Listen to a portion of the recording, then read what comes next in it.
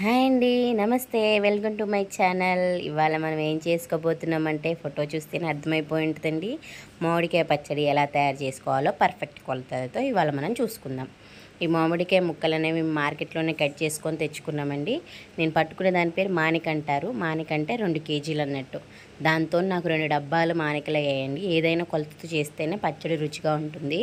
దానికోసం కావాల్సిన పదార్థాలు కొద్దిగా ఒక పిరికెడు గుప్పెడు ఎక్కువగానే ఎల్లిపాయలు తీసుకోవాలండి. ఆ ఎల్లిపాయలు వేస్తేనే పచ్చడికి టేస్ట్ ఉంటుంది.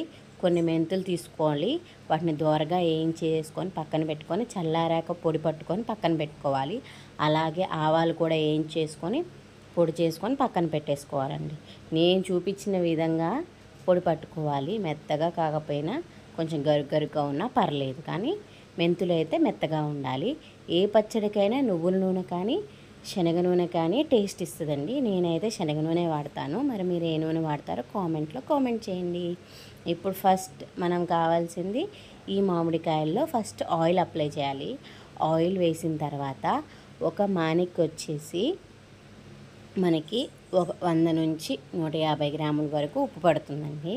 మనం తీసుకున్న మామిడికాయని బట్టి ఉంటుంది. మామిడికాయ పుల్లగా ఉంటే ఇంకా కొంచెం ఉప్పు పడుతుంది. మామిడికాయ కొంచెం తీయగా మరీ అంత పుల్లగా లేదనుకుంటే కొంచెం తక్కువ పడుతుంది. 100 గ్రాములు 50 గ్రాములు అంటే మనం మరి చేయలేం కదండి. అందుకనే నేనైతే 2 మానికలకి ఒక పావు కేజీ ఉప్పు వేసుకున్నాను. దాంతోనే పావు కేజీ కారం వేసుకోవాలండి.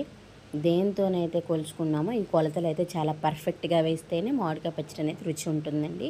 ఉప్పు కారం కొంచెం తక్కువైనా తర్వాత అడ్జస్ట్ చేసుకోవచ్చు. మిగతావి చాలా జాగ్రత్తగా వేసుకోవాలి. తర్వాత మనం కారం కూడా అదే విధంగా దేంతోనైతే ఉప్పు కొలుస్తామో దాంతోనే కారం కూడా కొలిచేసి వేయాలి. నేను పావు కేజీ ఉప్పు వేసాను కాబట్టి పావు కేజీ కారం వేసాను. వేసి ఆ ఆయిలు మామిడికాయలు ఉప్పు కారం అంతా కలిసే విధంగా మొత్తం కలిపేసుకోవాలి.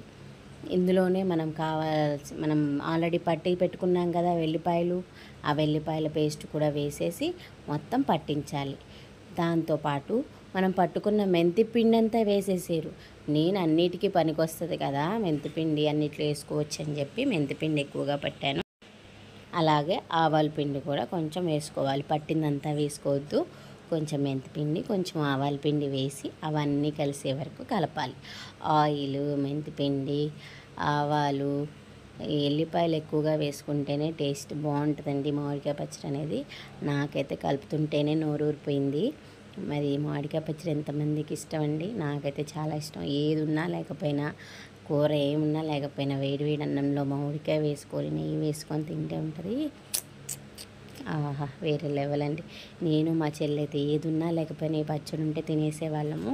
ఈ పచ్చడి ఊరటానికి ఒక 3 రోజులు టైం పడుతుందండి. కానీ ఊరకతలకే మేము అన్నంలో వేసుకొని తినేసేవాళ్ళం వేడి అన్నంలో. ఇప్పుడు పచ్చడి మొత్తం కలిపేసుకున్నాం కదండి. పచ్చడి కలుపుకున్నాక టేస్ట్ బాగుంటుందండి. ఇప్పుడు మనం ఎందులో అయితే పచ్చడి ప్రిజర్వ్ చేయాలనుకున్నామో అందులో కొద్దిగా నాకు కొంచెం కారం సరిపోలేదనిపించింది, అందుకనే కొంచెం కారం వేశాను.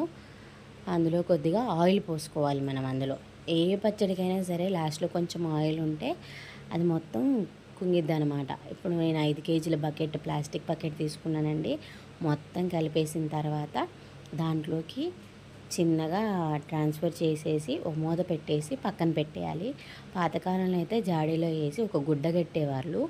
అదే 3 రోజుల తర్వాతనో లేకపోతే నెక్స్ట్ డేనో ఓపెన్ చేసి దాన్ని మొత్తం కలిపేవాళ్ళు. అప్పటికల్లా ఏమైపోయేదంటే నిండా పెట్టిందల్లా కొంచెం తక్కువైంది. దాన్ని కుంగటం అంటారు. ఆ పచ్చడి అనేది కుంగిద్ది. ఆయిల్ అంతా పీల్చుకొని ముక్క అనేది కొంచెం మెత్తబడుతుంది, ఎంత గట్టిగా ఉంటూ.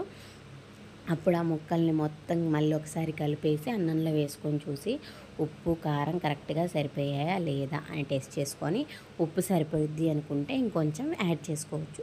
లేదు మాకు ఉప్పు చాలు అనుకుంటే దాన్ని ఆపేయచ్చు. ఒకవేళ ఉప్పు తక్కువైతే మట్టికి పచ్చడి ఆగమైపోయిద్దండి.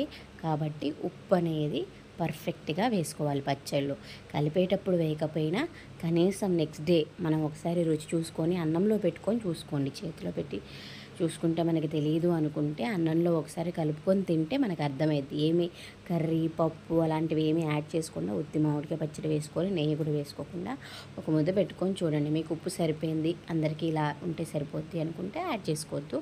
లేదు సరిపోదు అనుకుంటే కొంచెం యాడ్ చేసి మళ్ళీ ఒకసారి కింద నుంచి పైదాకా బాగా కలిపేసేయండి. కలిపేసి మళ్ళీ మూత పెట్టేసి పక్కన పెట్టేసేయండి. వాటర్ అనేది తగలకూడదండి. ఏ పచ్చడికైనా సరే వాటర్ తగినా ఆగమైపోద్ది, ఉప్పు సరిపోకపోయినా ఆగమైపోద్ది.